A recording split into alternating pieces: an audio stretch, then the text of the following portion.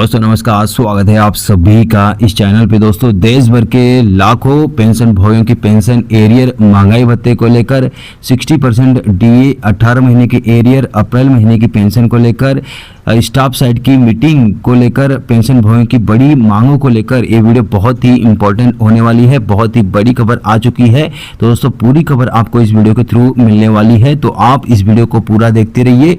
आगे बढ़ेंगे उससे पहले आपसे रिक्वेस्ट करूंगा कि चैनल में पहली बार आए हो तो चैनल को फ्री में सब्सक्राइब जरूर कर लीजिए। वीडियो को अभी से लाइक कर दीजिए, क्योंकि आपकी लाइक ही हमारी मेहनत का फल होता है, आपकी लाइक ही हमारी मोटिवेशन होती है। तो वीडियो को लाइक करके हमारा मोटिवेशन जरूर बढ़ाइए, ताकि हम आपके लिए सही सटीक और तथ्यों के आधार पर ही जानकारी प्रोवाइड कर सके, कोई भी फेकम फाके वाली न्यूज आपको ना दिखाएं। तो वीडियो को लाइक करके हमारा मोटिवेशन जरूर बढ़ा दीजिए। तो चलिए दोस्तों खबरों का सिलसिला शुरू करते हैं। सबसे पहले दोस्तों आप अपने स्क्रीन पे देख सकते हैं कि वित्त मंत्रालय की तरफ से 18 महीने की एरियर को लेकर एक इंपॉर्टेंट नोटिफिकेशन जारी किया गया है।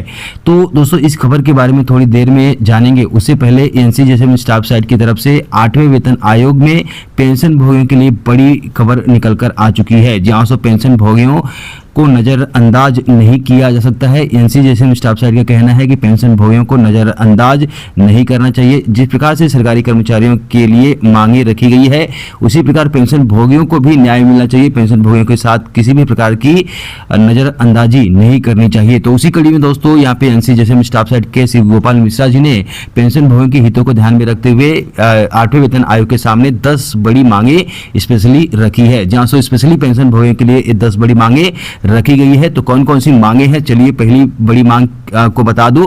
पहली बड़ी मांग है समान फिटमेंट फैक्टर, जहां तो जो कर्मचारी को फिटमेंट फैक्टर मिलेगा वही पेंशन भोगी को भी फिटमेंट फैक्टर मिलना चाहिए। पेंशन भोगी के साथ किसी भी प्रकार का भेदभाव नहीं होना चाहिए। वहीं पे दोस्तों इसमें कहा गया है कि जो पहले रिटायर हो चुके हैं, तो ऐसे कर्मचारियों को भी, ऐसे पेंशन भोगियों को भी जो फिटमेंट फैक्टर लागू होगा तो सभी पेंशन भोगियों को सेम फिटमेंट फैक्टर मिलना चाहिए। किसी के साथ, पुराने पेंशन भोगियों के साथ ना इंसाफी नहीं होना चाहिए। साथ में इसमें बड़ी मांग की गई है कि 8वें वेतन आयोग का फायदा 1 जनवरी 2026 से दिया जाना चाहिए। 1 जनवरी 2026 से ही एरियर का लाभ मिलना चाहिए। तो दोस्तों यहाँ पे बड़ी मांग है समान फिटमेंट फैक्टर को लेकर 3.83 का फिटमेंट फैक्टर सभी कर्मचारियों के साथ साथ पेंशन भोगी को भी मिलना चाहिए। इसमें किसी भी प्रकार का भेदभाव नहीं होना चाहिए। वहीं दोस्तों दूसरी बड़ी मांग रखी गई है, जो डिफेंस के पेंशन भोगी जिनको 1 रैंक 1 पेंशन का लाभ मिलता है, तो उसी प्रकार जो केंद्रीय पेंशन भोगी हैं, जो ऑफिस में काम कर चुके ऐसे पेंशन भोगी हैं,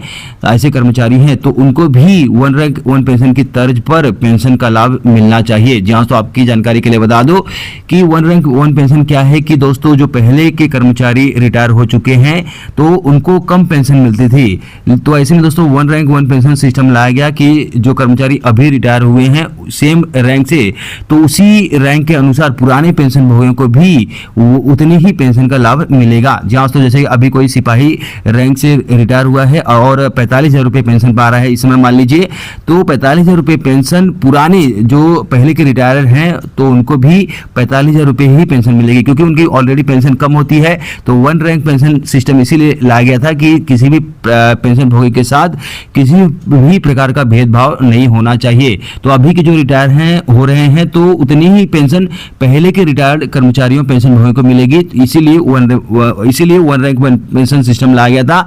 तो इसी तर्ज पे यह मांग की गई है कि केंद्रीय पेंशन भोगी को भी 1 रैंक 1 पेंशन के समान पेंशन का लाभ मिलना चाहिए। जो पहले के रिटायर हैं और जो अब के रिटायर होंगे, अगर उनका रैंक सेम है तो उसी के अनुसार उनको पेंशन का लाभ दिया जाएगा। तो ये बड़ी मांग की गई है एनसीजेएसएम स्टाफ साइड की तरफ से। वहीं पे दोस्तों अगली बड़ी मांग की गई है पुरानी पेंशन बहाली को लेकर, जहां जैसे कि आपको पता है कि 2030 तक बहुत सारे जो एनपीएस में अभी कर्मचारी हैं तो वो रिटायर होने वाले हैं।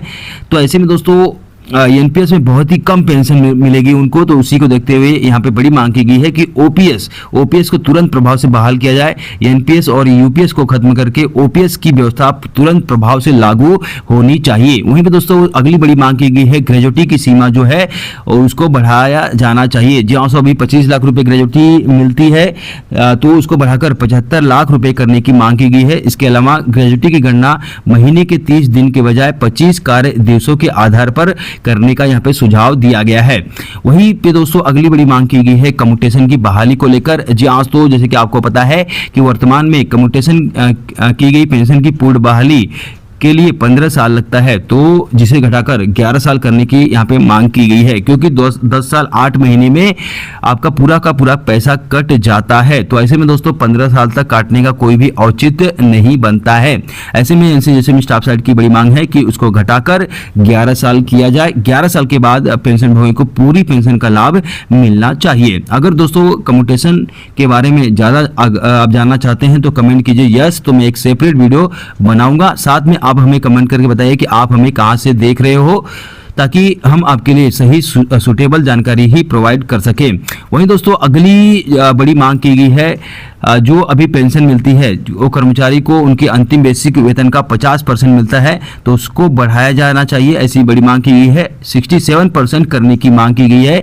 साथ में फैमिली पेंशन जो 30% मिलती है उसको बढ़ाकर 50% करने की यहाँ पे सिफारिश की गई है। वहीं दोस्तों अगली बड़ी मांग की गई है उम्र के अनुसार पेंशन में बढ़ोतरी की मांग। जी हाँ दोस्तों, संसदीय समिति की सिफारिश का हवाला देते हुए 65 वर्ष की आयु से हर साल 5 साल में 5% की यहाँ पे पेंशन में बढ़ोतरी की मांग की गई है। 65 साल पे अंतिम वेतन का 70% इस प्रकार से मिलना चाहिए।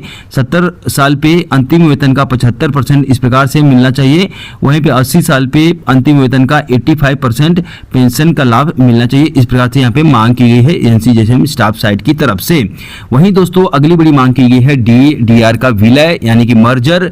जी हाँ दोस्तों, जब महंगाई भत्ता DA और जो महंगाई राहत है 25% तक पहुंच जाए तो उसे मूल वेतन में मिला दिया जाना चाहिए, ऐसी मांग यहाँ पे की गई है एनसी जैसे स्टाफ साइड की तरफ से। वहीं दोस्तों अगली बड़ी मांग की गई है लीव इनकैशमेंट को लेकर। जहां तो यहाँ पे कहा गया है कि सेवानिवृत्ति पर छुट्टी के बदले नगद भुगतान की सीमा 300 दिनों से बढ़ाकर 600 दिन करने का प्रस्ताव यहाँ पे किया गया है। अभी लीव इनकैशमेंट का जो पैसा मिलता है केवल 300 दिनों का मिलता है, तो उसको 600 दिनों का करने का यहाँ पे बड़ी मांग की गई है। वहीं दोस्तों अगली बड़ी मांग की गई है CGHS सुविधाओं का विस्तार किया जाना चाहिए। जहां सो सेंट्रल गवर्नमेंट हेल्थ स्कीम के अंतर्गत जो पेंशन भोगी कर्मचारी लाभ लेते हैं, तो अभी 81 शहरों में ही CGHS की सुविधाएं उपलब्ध है, तो उसको बढ़ाकर 150 शहरों में करने की मांग की गई है कि 150 शहरों में CGHS वेलनेस सेंटर की स्थापना किया जाए ताकि पेंशन भोगियों को कैशलेस उपचार की सुविधा मिल सके। वहीं दोस्तों ये तो हो गई बड़ी मांगों को लेकर एनसी जैसे स्टाफ साइड की जो बड़ी मांगे थी, पेंशन भोगियों को इससे बड़ा लाभ मिलने वाला है सरकार अगर इन मांगों को मान लेती है तो। और वहीं पे दोस्तों अगली बड़ी खबर आ चुकी है 18 महीने के DAR को लेकर। जी हाँ दोस्तों, बड़ी खबर है जैसे कि आप अपने स्क्रीन पे देख पा रहे हो कि 15 अप्रैल 2026 की डेट में ministry of finance department of expenditure की तरफ से एक इम्पॉर्टेंट आदेश यहाँ पे जारी किया गया है DA और DR को लेकर। जी हाँ दोस्तों, जैसे कि आपको पता होगा कि 18 महीने का जो DA का एरियर रोक दिया गया था, तो बार बार यूनियन सुप्रीम कोर्ट का हवाला देते हुए केंद्र सरकार को लेटर लिख रही थी, फाइनेंस मिनिस्ट्री को लेटर लिख रही थी कि 18 महीने का DAR हमें मिलना चाहिए है। यहाँ पे सरकार ने फिर से एक बार स्पष्ट कर दिया है कि DA जो रोका गया था 18 महीने का वो पैसा नहीं दिया जाएगा।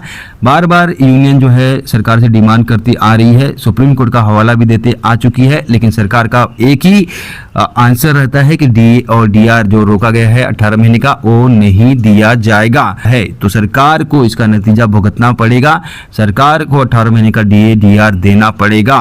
सरकार बार बार यही सवाल का जवाब यही देती है, लेकिन हमें जो है हमारा हक लेने आता है, हम 18 महीने का एरियर लेके रहेंगे।